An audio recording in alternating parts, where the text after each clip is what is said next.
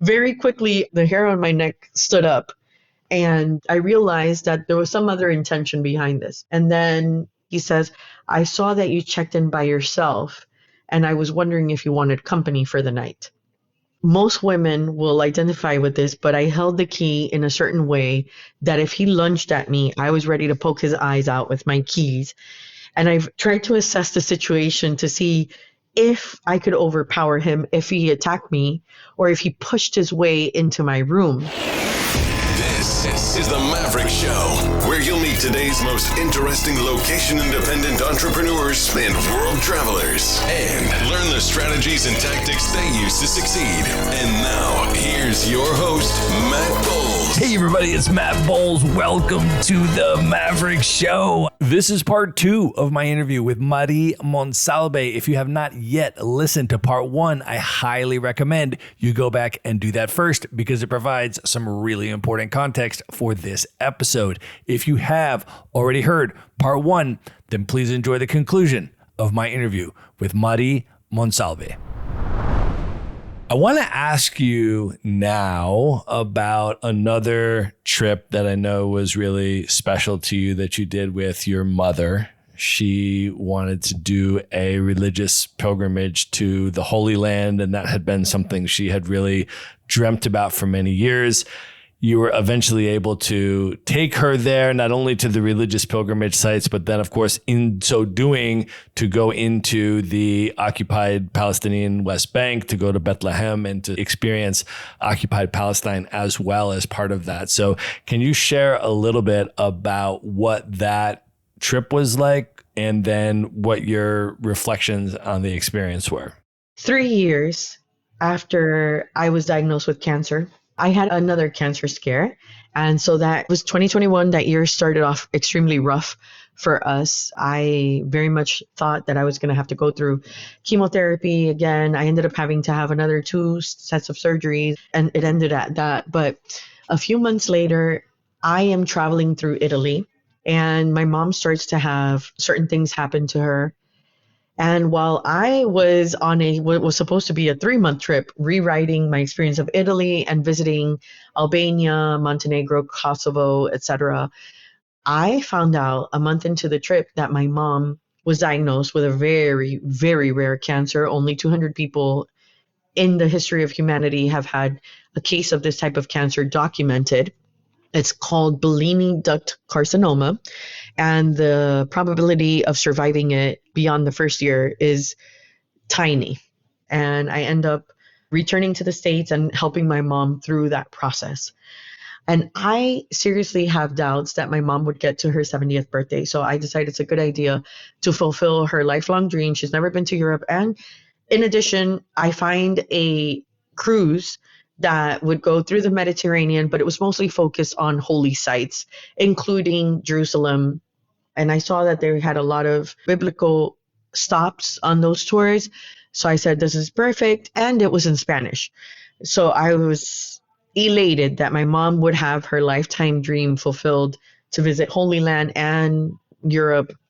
On the itinerary, it just said the Church of the Nativity, and it said Bethlehem. So I didn't do any further research than that. But I very quickly realized once we were crossing the gates, some huge gates that looked like they were the gates you would see at a prison in the US, like a federal prison.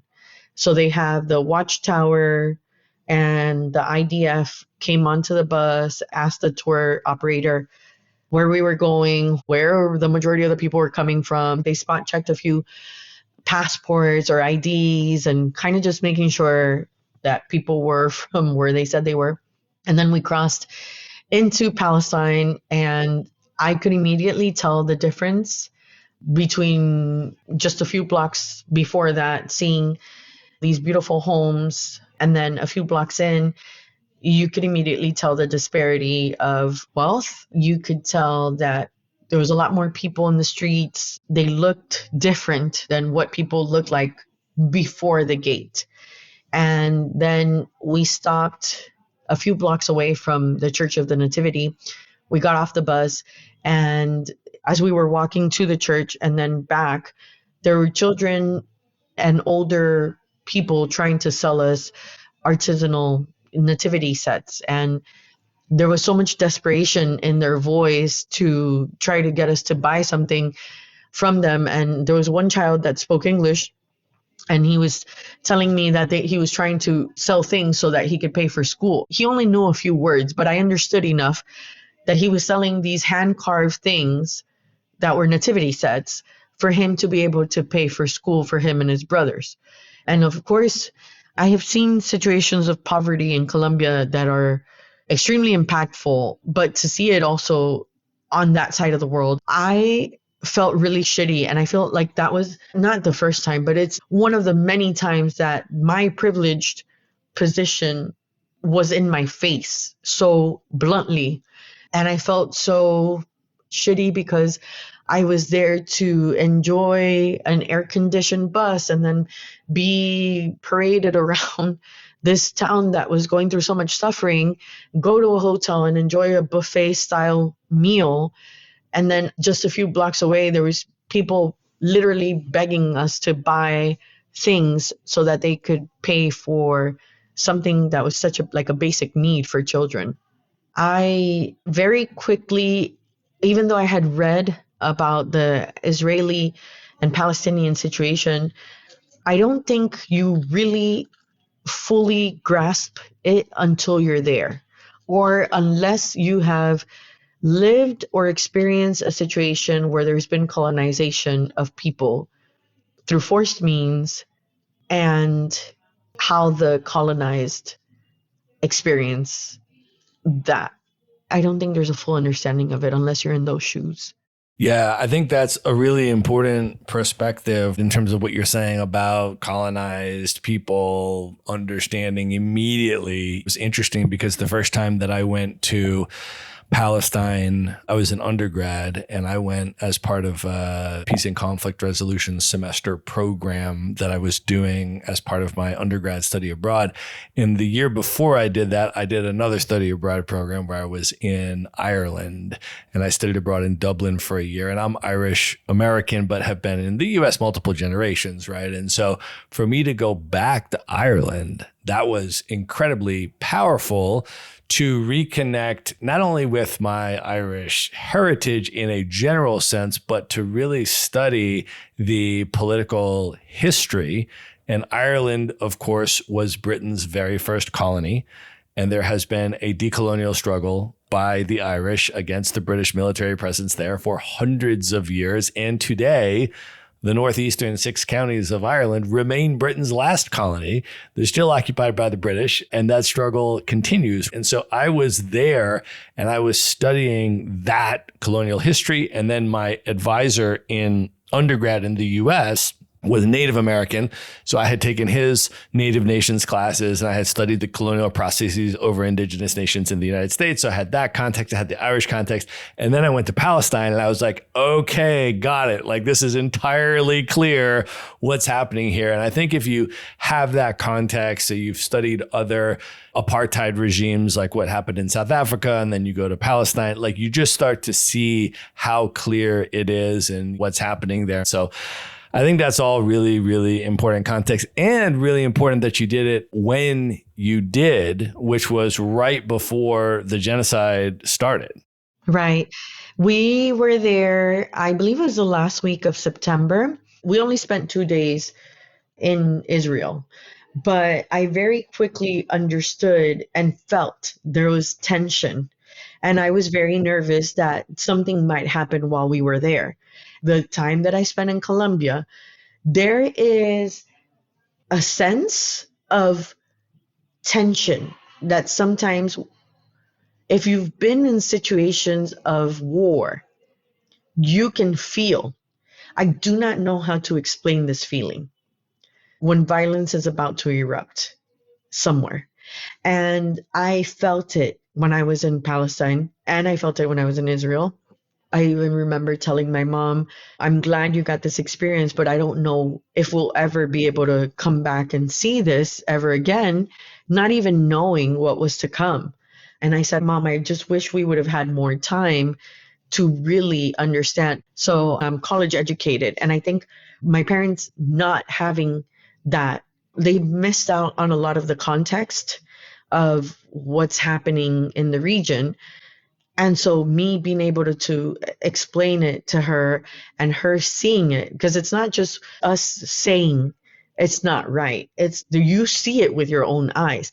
Until you go and you see it and you experience it and you feel the tension and the disparity. Why is there so much disparity in this very resourcefully rich area of the world? And that happens in many other cultures. But when you realize that it's a colonized land, then you understand, you have a better context of what's going on.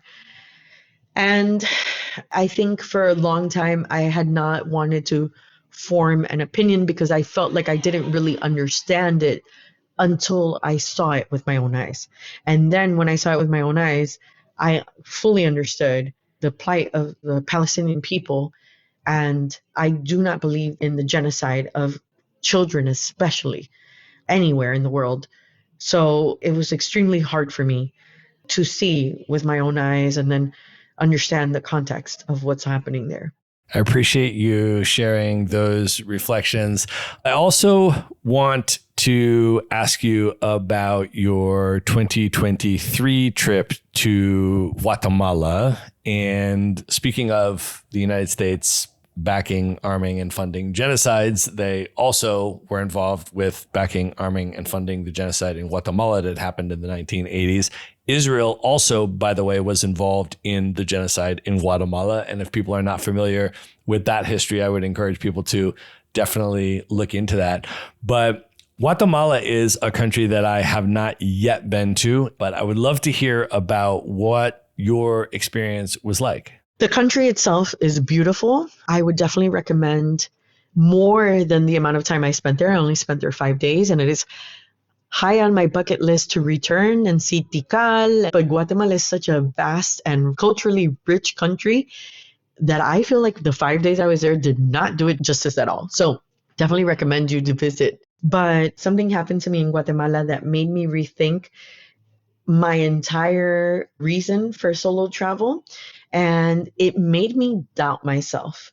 It is a hard topic to talk about. And it wasn't because of Guatemala. It was because of one man in Guatemala. I refuse to blame an entire country or culture for what happened to me there. But I checked into a hotel, and a hotel employee, I will not mention the hotel, they removed this person from their personnel. And I feel like that was a sufficient conciliation of what happened. But basically, when you stay in Antigua, some of the hotels are situated like older colonial homes where there is a fountain in the center, and then the rooms kind of surround that fountain. And some of the houses have multiple of these patios with these colonial fountains in the center of it. So he assigned me a room in the back where very few people would be able to see or hear the entrance to my room. I didn't think anything of it. I ended up finding out that some friends of mine from Florida were also in Antigua. We didn't plan for it. So we were super happy that we happened to coincide in Antigua at the same time. And we went out to the Antigua Brewing Company and had a few beers, and then we went dancing somewhere else. But anyway, midnight rolls around. I'm tired, and I asked them, thinking that I was doing the most safe thing, I asked them to walk me to my hotel. And I'm thinking once I'm behind the door of my hotel, I am safer than ever. So I get in, it's pouring rain, and it's pouring so hard that you cannot hear any other sound except the rain. That's how hard it was raining. It was rainy season in Antigua. I'm walking towards my room, and as I'm putting the key into the door, I felt a presence behind me. So I turn around and I see the same guy that had checked me in earlier. He's standing there. So I avoid putting the key in the lock to open the door. And I turn around and I'm like, hello, like, can I help you? And he starts asking me dumb questions. Immediately, I knew something was off because it's midnight and he's asking me about the laundry, if I wanted to do laundry.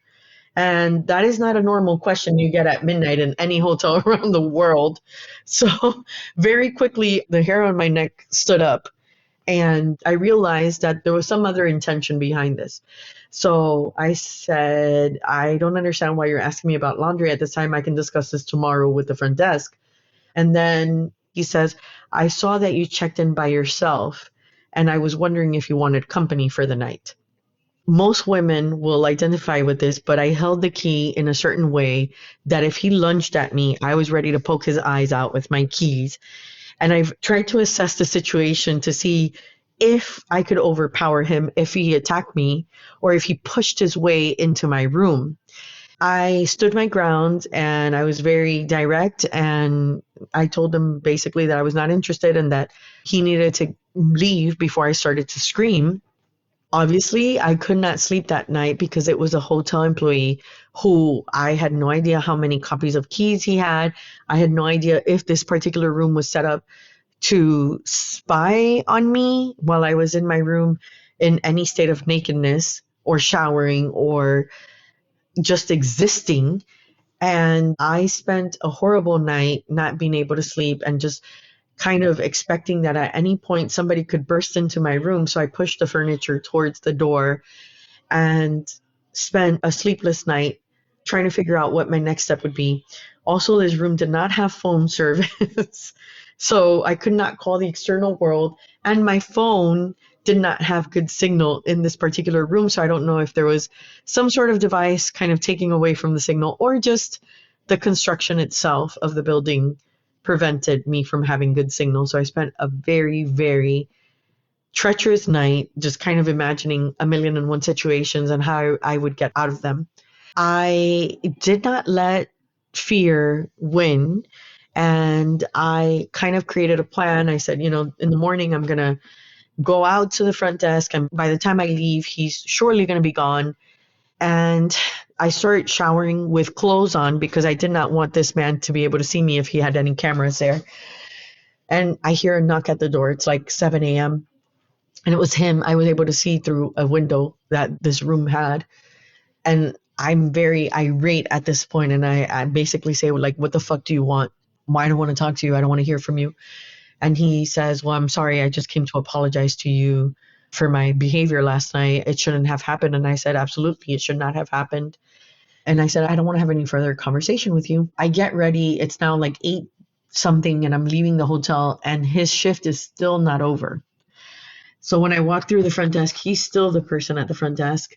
And I leave. I spend the day outside of the hotel. I'm extremely irate at this point. At some point, I'm able to make it back to the hotel. It's like 3:00, a different person. And I ask her very gently, is there any possibility that the person that was working the night shift is going to be working the night shift again that same night? She says, yes. And of course, fear then starts to set in because at this point now, I'm going to be in this situation again with this person that has access to keys. So I say, look, I don't want to cause trouble because, of course, we're so taught to diminish our experiences. But I tell her I don't want to cause any trouble, but this is what happened to me. And so I give her a timeline. She goes and she checks the cameras and she sees that he followed me to my room behind me. And I couldn't hear him because of how the rain was falling in these patios and the noise it was making. So she was able to corroborate my story. And she switches his shift. And then panic really sets in for me because it is very obvious to me that he's going to figure out that something is up. It ends up being another sleepless night. I had asked to be moved to a different hotel, but the hotels in the area are all fully booked. I don't know what was going on in town. And I end up having to stay for another night in this hotel. Luckily, they had switched out his shift, but I'm still very frightful that he's going to connect the dots and figure out that I had complained and that's why they moved his shift. I left the hotel the next morning. I went to Lake Atitlan and I spent time there at a very famous hostel, which everybody spends the night there or spend some time there, which is Hostal del Mundo. And a lot of people that travel the typical route in Guatemala end up at some point staying at that hotel or the surrounding hotels near that area. And that is finally when I feel safe and I start questioning myself if I'm wrong about solo travel, if what I'm doing should stop. Just so many questions going on because as a solo women traveler, we are exposed to a lot more things than men. We always have to think 3 steps ahead because we always live under this threat of rape or sexual assault. And it really frames the countries that you choose, that many women choose to travel to. It frames even the content I make, I very much recommend places with the safety of women in mind. And even then, there's so many layers to that. Like, I don't experience what Black women experience. So even if I recommend going to Italy as a Latina, that may not be the best spot for somebody that is Black. A Black woman will probably be treated differently than I am as a Latina. And so there's so many layers to traveling solo as a woman that a lot of men never have to contemplate or think about or experience. And it never limits the way that men travel versus how women travel. And to be truthful, this situation and the way men feel access to women's bodies and access to our time and access to so many of the dimensions of being a woman, that could have happened to me anywhere. It could have happened to me in Colombia. It could have happened to me in the States. So as you were processing that experience and you were rethinking through the solo travel stuff, where did you end up in that thought process? I refuse to let the fear of something stop me from living the experiences that I want to live. And there's many ways and many things I can do to make sure that I have a safe journey. Nobody's exempt from experiencing certain things, but nobody's exempt from experiencing those things at home either. For a lot of women, sadly, one of the most dangerous places is at home with their partner. And I know that because I've lived through that experience. So when I measured the risk of traveling the world solo and fulfilling my dreams versus the safety of my home, I much rather experience some level of risk and still be able to live my wildest dreams and have a life that I'm proud of when I eventually depart from this dimension or leave this world. I would rather have a life that I am much more fulfilled through than just feeling safe at home, where, again, many of us don't even feel safe at home. How can men be better allies to solo female travelers? I actually wrote an entire blog post about this. I don't know if you saw it. I did see it. I read it. I thought it was really good. And that's what prompted the question. There's so many ways that men can help women feel safer on the road. Well, first of all, just because a woman is nice to you does not mean that there's any other intention beyond kindness, beyond maybe even a desire to connect as humans, but not in a sexual way. And not every interaction is going to have any sexual intention. And I feel like if we start there, it would solve so many problems. I feel like a lot of men that I've met traveling expect some sort of sexual interaction. And I'm going to talk specifically about Latino culture on this, because there is this misconception that women that travel solo mostly do it for sexual exploration. Or there's this thought that maybe somebody else is funding your travels through sexual work. And so some people cannot grasp that there is a desire to travel for the joy of travel. The problem is in the assumption that all women that are traveling solo are looking for that type of interaction.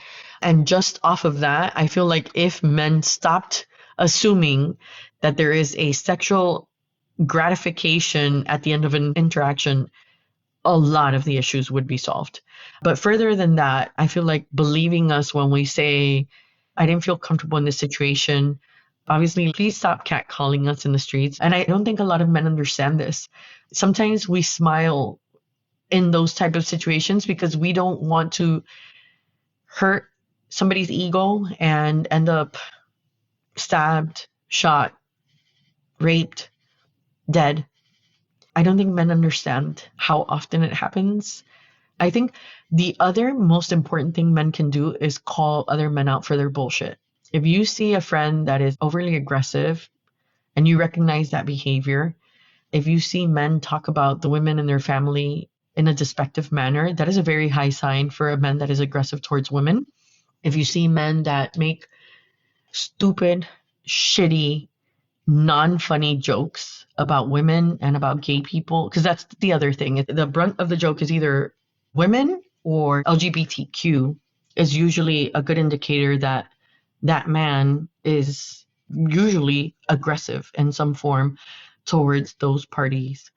So as a man calling out other men for their bullshit and standing up and saying, hey, that's not okay, I think that goes a long way because men are not listening to women.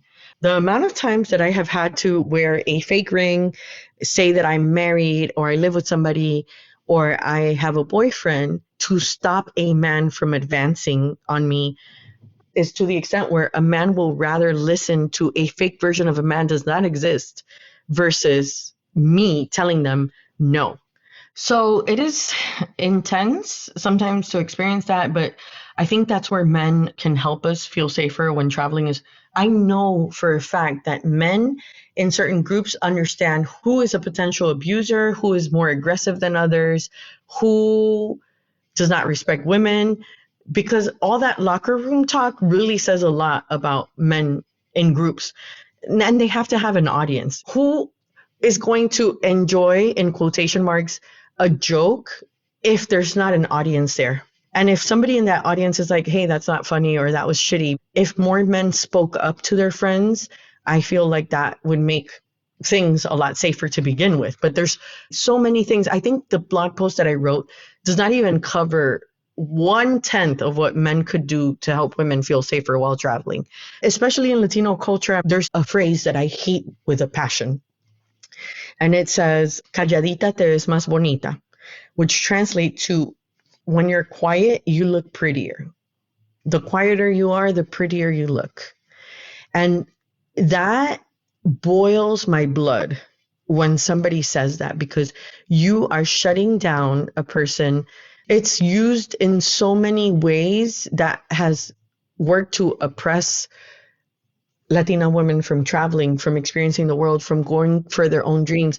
So many different layers of the harm that that phrase has done to Latina women. Well, we are definitely going to link up your article in the show notes. I want to encourage everyone to go read it. I think it is super, super important. And I want to use this as an opportunity to talk about what else you are writing on your blog, The Queen of Trips. Maybe just start with, why are you known as the Queen of Trips? And then what can people expect from your platform? Well, I'm known as the Queen of Trips because my dad was the very typical Latino macho who was not originally okay with his daughter traveling around the world by herself. He didn't really have a choice in it because as I grew older and as I grew in my career, well, it's like if you're an IT auditor that's auditing different places around the States, it kind of comes with the job. And that is the job that I always, I didn't always want that job, but that's kind of how I fell into solo travel, was through work. So at some point I was traveling so much, I was traveling every week. And at some point he wasn't seeing a lot of me. So he always mentioned that I was out and about, and Latino parents do not like their daughters to be out and about in the streets or anywhere. So one day he says, excuse me, who do you think you are? In Spanish, he said, La reina de los viajes o qué? In English, it means, do you think you're the queen of trips or what? And something that was very sarcastic ended up being the name for my platform. I did not start this platform with this name. Through my cancer journey, I negotiated, in quotation marks, with God. I'm a spiritual, but not a religious person. And so I remember praying and doing meditation. And I would say, God, if you give me a chance at life again, I promise you, I will see the beauty of this world and I will share that with people that cannot travel as much as I can. And it's profound and yet very superficial, but it gave me the drive to not squander whatever time I have left on this planet. So then I started my platform as Travel Journal of a Cancer Fighter. It was way too long. I also did not want to spend the rest of my life identifying with cancer, even though I'm not so away from that anymore, because I feel like cancer is not an experience that is talked about enough, and anybody can develop any type of cancer at any point in their lives. And it is a life altering situation that some of us never recover mentally from. I mean, I still deal with a lot of mental angst and even more PTSD. I feel like sometimes my decision making is very impulsive because I feel like I have a gun to my back a lot, because I don't know if there will be a relapse or et cetera, et cetera, et cetera. So my decision making isn't always the most responsible because I've already lived through this experience. And at the end of the day, when I die, because we're all going to die at some point, I want to be so fucking proud of the life that I experienced, and the fact that I did not let fear of traveling solo or any other situation detain me from seeing all of the beautiful places that this world has to see. That's how that platform got started. And that is kind of the basis of how I share my stories and share what I write. I want to empower women, especially Latinas, to travel the world by themselves if they so choose to do. And you should not let any type of relationship with your parents, your spouse, your boyfriend, your friends, your tias dictate what you can or cannot do with your own fucking life. Because at the end of the day, nobody else supports you financially except yourself. I believe in women being able to do with their time and money as they please.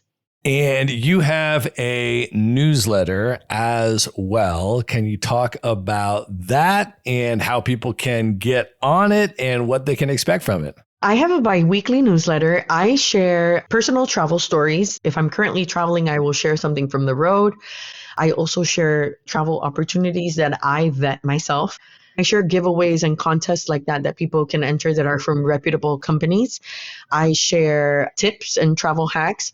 I share the stories of other Latinas that are solo traveling throughout the world, even if they are moms and or are in committed relationships, because I want to normalize that. The Latino community is still a community where you are told that you are selfish or a bad wife, bad girlfriend, bad daughter, and all kinds of bad things because you want to travel the world solo, or that you're looking, like I mentioned earlier, there's context of we're either prostituting ourselves if we travel solo, either through sexual work to fund these travels, or through finding men. We're called loose women. Some women will travel in that sense, and good for them if that's what they choose to do. But the assumption that it is every woman, I want to dispel that. And I do that through my newsletter and through some of the stories that I share. Sometimes I get inspired and I'll share a cocktail from around the world if I want you to travel through cocktails, because that also ties into my 14 years of experience as some sort of brand ambassador / specialist of marketing for spirits and wines. And if somebody's doing something really cool in the travel industry, I love to share that. I love to share my experience at travel conferences because I want more Latinos in general, but I want more Latina women in travel conferences. I feel we are a segment of the travel industry that is long forgotten and not represented enough, not marketed to. And some people don't even believe that we have the disposable income to travel as much as we do. But Latinos are spending $114 billion a year, US Latinos alone, on leisure travel, and we are not marketed to. So I feel like a lot of places are missing out on a sleeping giant with enormous financial potential. All right. Well, we're definitely going to link up your newsletter and your blog and all of that stuff in the show notes. Folks can just go to themaverickshow.com and go to the show notes for this episode. And there you will find all of that. Let me ask you one more question, Muddy, and then we'll wrap this up and move into the lightning round. When you think back about all the travel that you've done up to this point in your life, how has all of that travel impacted you as a person? And why are you so passionate about continuing to travel? What does travel mean to you today? For a really long time, I thought travel was an escape from my life, but I realized that for me, actually, it's never an escape. I am building a life that involves travel. I'm building a life where travel is a priority. I think the millennial generation and forward, we are the generation where we start to think of being rich as having time and location independence. The generation before us, Gen X, was probably starting to feel that way, but it didn't really happen until millennials started joining the workforce and kind of questioning a lot of the things that were traditional. And then, of course, with the pandemic, that kind of fucking exploded and people were really questioning what their lives were for or what we were basing our lives on. So for me, travel has always been much more than just a vacation. For me, travel is a way for me to connect with people that I probably would have never, ever connected in any other way before. It is a way for me to learn much more about this world and learn not just facts and textbook stuff, but learning about the economic and social political situations of countries has built a lot of empathy in me to want to support people through some sort of sustainability that is not always this luxurious concept of sustainability that is typically talked about when we talk about eco lodges. And sustainability is also preserving people's local culture. And the only way you can help people do that is by traveling and putting your tourism dollars into those pockets, not just going to the Marriotts and Hiltons and Hyatts of the world, but also experiencing what a local stay is like, what a locally run tour situation is like, experiencing some of the local festivals,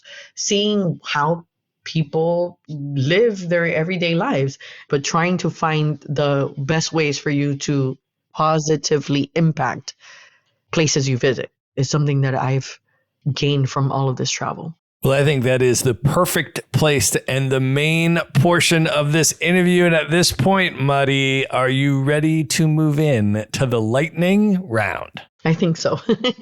Let's do it. The lightning round. All right. What is one book that you would recommend that people should read? The Kite Runner. I cried reading that book. It also gives some context into Kabul and life before and then life after. And then there's also a very specific situation that happened to the child in this book. And I feel like it is a book that helps you build empathy, and especially for cultures that we, in a sense, have been taught to hate and not understand. The Kite Runner, I would have to say, is a very impactful book. All right. Who is one person currently alive today that you'd never met, that you'd most love to have dinner with? Just you and that person for an evening of dinner and conversation. I would love to meet Michelle Obama.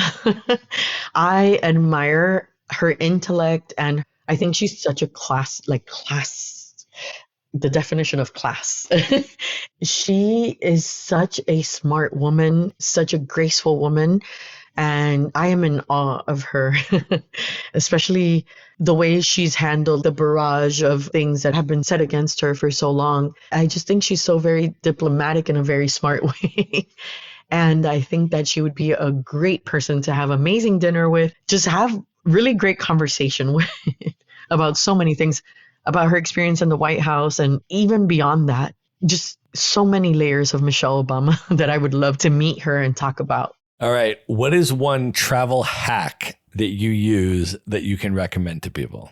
My family always thinks that I have magic discount fingers for finding flights. I don't. I tend to watch trends. Why? I don't know. I like to watch price trends to places, and I like to look up when the high season is, when the shoulder season is, and when the low season is, and why it's low season, and would I be comfortable traveling to somewhere during rainy season? Like, how scary does the rainy season get there? Because if it's in a monsoon area, I will probably not visit during monsoon season, but I might visit during the beginning or the end of rain season. And then the second thing I do is I always look for what the flight costs as a round trip using one airline, and then what it costs as separate tickets. And sometimes I have saved hundreds of dollars booking a one-way flight out on one airline and then booking a one-way flight back on a different airline. And that has saved me multiple times hundreds of dollars. All right. Knowing everything that you know now, if you could go back in time and give one piece of advice to your 18-year-old self, what would you say to 18-year-old Mari? I would say to not put so much of the weight of the world on my own shoulders, and to lift some of the stress that I felt and the sense of responsibility, I would say I cannot fix every situation, and I cannot repair everything that happened to my family. It was not my responsibility to do that, even though I felt as the oldest kid that I had somehow been given this responsibility. It is not the responsibility of the eldest kid to carry the weight of their family. And I would have incorporated much more playtime. I did not have the typical college experience. And I wish I would have given myself or allowed myself some more time to experience things in a much more free way versus carrying weight and guilt and responsibilities that were not mine. All right. Of all the places that you have now traveled, what are 3 of your favorite destinations you would most recommend other people should definitely check out? Ooh, okay. So I would be remiss if I didn't say Colombia. Hello. For all of the cultural exploration you can do there. Colombia is known as the land of 10,000 different rhythms. So if you want to do like musical exploration, definitely a great place. Afro-Colombian culture, indigenous culture, environmental travel, hiking, all the things. A place in the United States that wowed me, Utah. Beyond any expectation I ever had, the different national parks there. I feel like I have to include a recommendation inside of the US because there's a lot of people that may not be able to travel outside of the US soon or different situations. Even if you're a foreigner coming eventually back to the US to visit us after who knows what happens in the next few years, but Utah is a beautiful place that should not be missed. The third spot, it's not an inexpensive, but it's still attainable, is Iceland. Iceland is also a very nature-forward experience. And I feel like the geographical topography and what the landscapes look like is something that you will probably not ever see again in your life unless you go to Alaska or Greenland or certain parts of Norway and northern Scandinavia or Russia. But you should not miss out on Iceland or Utah or Colombia. All right. Last question. What are your top 3 bucket list destinations, places you have not yet been, currently the highest on your list? Bhutan is the current highest on my list. It is a little bit expensive to get there because the government requires a certain minimum amount of spend per day that you're there. And then it's very restricted as to how you can get into Bhutan. Still very highly on my list. The next place would be Madagascar. If Colombia is the second most biodiverse area in the world, I would want to see number 1, and I believe that is Madagascar. And then the third one, I used to say Antarctica, but I'm starting to understand that our human impact on that land mass may affect us much more in the future. And so I would have to say one of the stands. And I think that is a dream I will fulfill next year because I'm going to T-Bex in Kazakhstan. Amazing. All right, Mari, I want you to let folks know how they can find you, follow you on social media, subscribe to your newsletter, check out your blog. How do you want people to come into your world? I am mostly active on my blog right now. I'm also finishing film school. So my social media, which is the Queen of Trips everywhere. I'm the Queen of Trips on every platform. Blue Sky, Red Note, the more obscure ones, but the more known ones. I'm the Queen of Trips on Instagram, TikTok. Now, I have not been very active on social media this past year because I work a 9 to 5. I'm going to film school. And so you may not find a lot of content there, or you might, depending on when you see this. But my blog, thequeenoftrips.com, is definitely the best way to be in my circle. And then a much more intimate setting is my newsletter, which is called the Globetrotters Gazette. I only message you bi-weekly, so I will not spam your inbox. Please join and definitely support the community. And I hope to see everybody join my newsletter. You can subscribe either on my website, thequeenoftrips.com. There's a box there that'll say subscribe to the newsletter, or you can use the link which I will send to you and you will have it in the show notes. Absolutely. So we're going to have direct links to everything we have discussed on this episode in one place, including all of the ways to find, follow, connect with Mari. That's all going to be at themaverickshow.com. Just go to the show notes for this episode. Mari, this was absolutely amazing. Super, super special conversation. Thank you so much for coming on the show. I appreciate you opening this platform to my story and to all of my 10,000 lives. Well, let's definitely hang out again somewhere around the world very soon. And good night, everybody.